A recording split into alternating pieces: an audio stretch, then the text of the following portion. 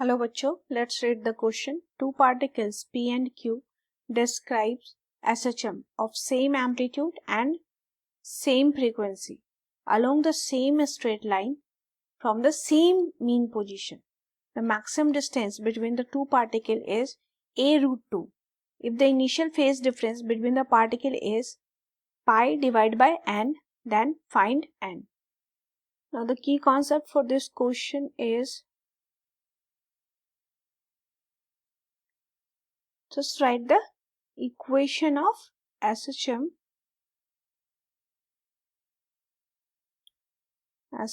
for two particle that is P and Q.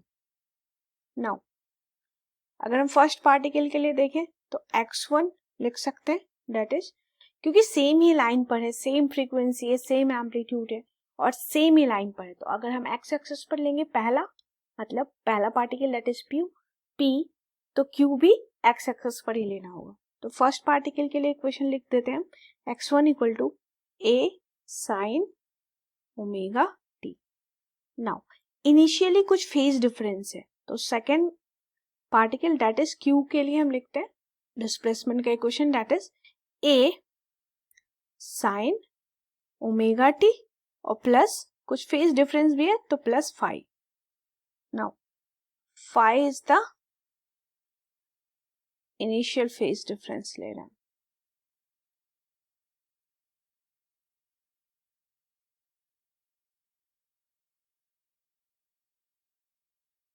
सबसे पहले हम दोनों में डिस्प्लेसमेंट जो है उसका डिफरेंस देखेंगे, फिर हम मैक्सिमम डिस्टेंस का जो कंडीशन है वो रख देंगे.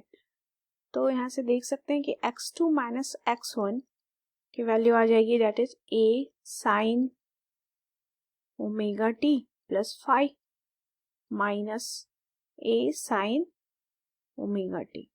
नाउ a कॉमन ले लेते हैं तो ये टर्म हो जाएगा sine omega t plus five minus sine omega T.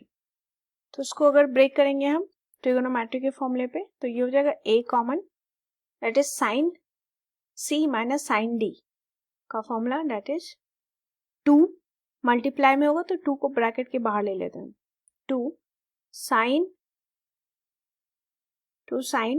c minus d by 2, तो omega t plus 5 minus omega t by 2 into cos c plus d by 2.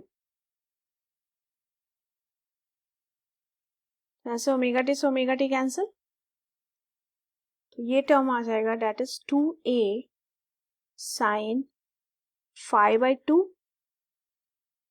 Into cos omega t plus omega t 2 omega t by 2 that is omega t plus 5 by 2.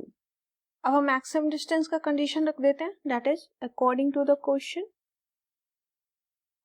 To question maximum distance की value है a root 2 that equal to 2a sine 5 by 2 that is the condition. क्योंकि इस equation में जो t पर depend कर रहा है वो है cos वाला टर्म, तो cos थीटा ये पूरा का पूरा टर्म 1 हो जाएगा मैक्सिमम वैल्यू के लिए.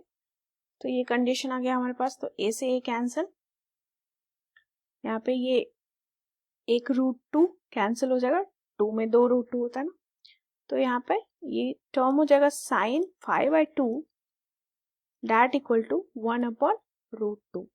एंड 1 अपॉन रूट 2 को क्या लिख सकते हैं साइन 45 डिग्री यानी साइन पाई बाय 4. तो 5 बाय 2 की वैल्यू आ गई है हमारे पास दैट इज पाई बाय 4. तो ये 2 से 4 को कैंसिल कर सकते हैं. जो इनिशियल फेज डिफरेंस है हमारे पास 5, उसकी वैल्यू आ गई है पाई बाय 2. नाउ अब क्वेश्चन में जो गिवन है कि इनिशियल फेज डिफरेंस जो है उसकी वैल्यू है पाई बाय n, तो रख देते हैं 5 की वैल्यू आ ही गई है हमारे पास. तो गिवन में हमारे पास 5 की value that is pi by n. और अभी जो हमने कैलकुलेट किया है उसकी वैल्यू आ गई है 5 की, तो pi by 2 that equal to pi by n. तो यहाँ से हम देख सकते हैं n की वैल्यू क्या आएगी, 2 आएगी। That is the answer. n की वैल्यू ही कैलकुलेट करना था, n की वैल्यू आ गई है 2। इस क्वेश्चन में की कॉन्सेप्ट में सबसे पहले हमें इक्वेशन लिखना है दोनों पार्टिकल का जो एसएचएम में है, दोनों का सेम ही एम्पलीट्यूड है, बस इनिशियली कुछ फेज डिफरेंस है, तो +5 कर देंगे एंड दोनों सेम लाइन में है तो साइन की फॉर्म में लिखेंगे। तो दोनों का डिफरेंस अगर देखेंगे तो यहाँ पर मैक्सिमम जो डिस्टेंस है इसका कंडीशन आ गया हमारे पास। तो इनिशियल फेज डिफरेंस की वैल्यू हम सॉल्व कर लेकर आए हैं, दैट इज π/2 एंड गिवन में है कि जो फेज डिफरेंस है इनिशियली वो है π/n, तो दोनों के इक्वेट कर देते हैं तो हमारा वैल्यू आ जाएगा n का, that is 2। I hope you understood it well. Best of luck.